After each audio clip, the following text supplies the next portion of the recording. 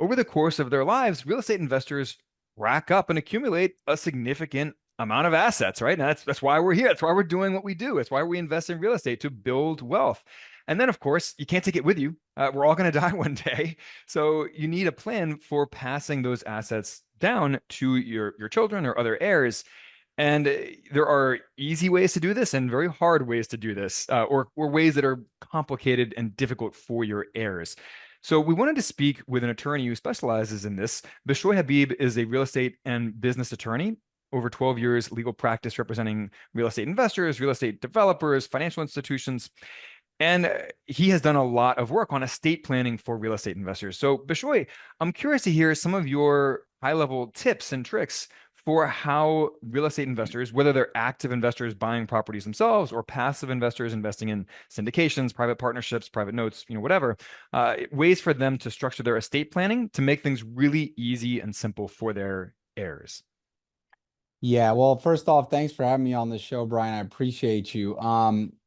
It's very important, and the most important part of it all is having a plan, right? Whatever that plan is, don't go into it thinking, I have a lot of clients who are 50, 55, and they're like, I'm fine, but you just don't know, right? And the people that are going to suffer if you don't have a plan in place are the people you love the most that you actually intend to give everything to. I think it's appropriate to start this conversation with the topic of probate. And probate is a dirty word in my world because it's really what I want to avoid. Probate, and it's always funny. I always ask people, like my clients when they call, do you know what probate is? And most people say no. The only people who know what probate is, they cringe and they say, oh God, I don't ever want to do that again. And it's always the same thing. Yeah, we had to go through that for my aunt, my uncle, my brother, my dad, and I was involved. And I don't want it, whatever we have to do to avoid that. Probate is a court appointed process. You have to go through the judicial system when someone dies to pass their stuff along to the people that they left it to. It is public. You have to get attorneys involved, at least in Florida where I am.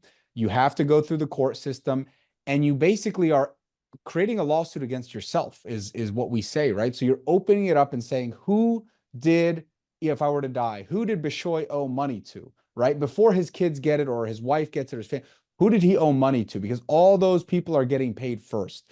And if you have assets, if you have real assets, like real estate, like a lot of investors do, um, those are tied up until the probate is complete. So your family members can't reap the benefits of them until and unless they get them after the probate is complete. So a lot of times we see assets tied up for 9 months, a year, 2 years, whatever. I mean, the more assets there are, the more painful and expensive the probate becomes. And if you have a probate, when you see the movies and the families are fighting or the news with the rich families fighting, that's typically because they go through a probate. And then that's when everyone then has the right to contest the will or whatever. Or no will. If there's no will, it's even harder. That's intestate. Right. The will, by the way, probate, even if you have a will, you still have to go through probate. And a lot of people don't understand that, even if you have a will. So, how can you avoid probate, right? That to me is like the biggest first step we take with clients is using trusts, right? And using payable on death accounts and adding your family members on accounts, adding your family members to your LLCs, right? Having succession plans built into your operating agreements. So I know Brian mentioned there's a couple different kinds of investors. There's passive and there's active. So let's talk to passive investors first.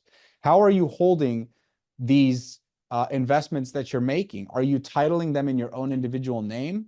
If you are, I hope that you have a living revocable trust of some sort, or it could be irrevocable, but some trust of some sort that says all my stuff when I die goes to XYZ, my kids. What would be simpler though is if you put those investments in an LLC of some sort, you could actually get some tax benefits to doing it that way.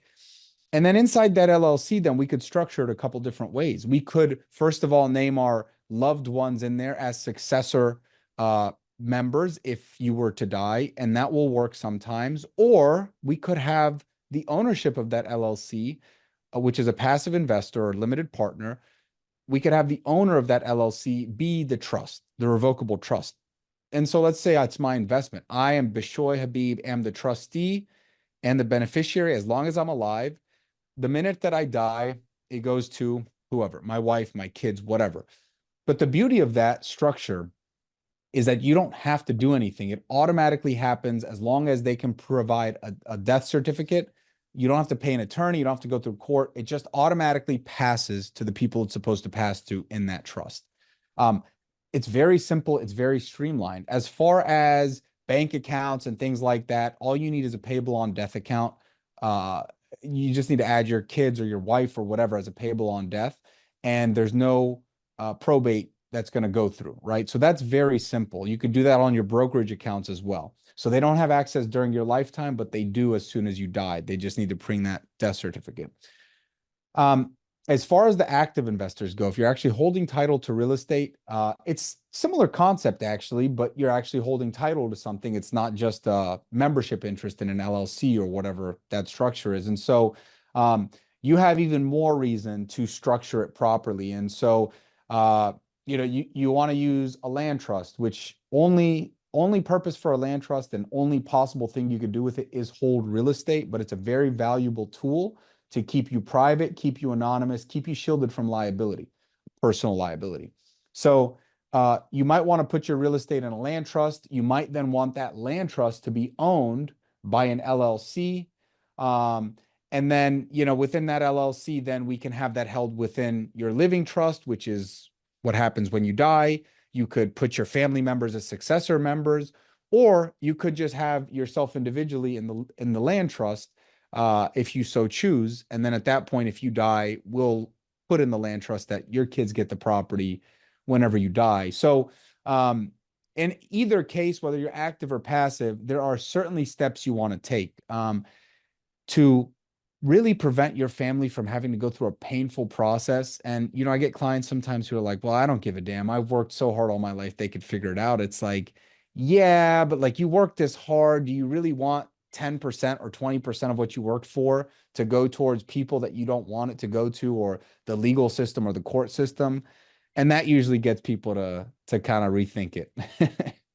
Yeah, absolutely. And you can always tweak it later, as you add assets. But the earlier you start with this, the better for many reasons. But one of them being any of us could be hit by a bus at any time. So, and you don't want to leave behind a total mess for your spouse, your children, your other loved ones.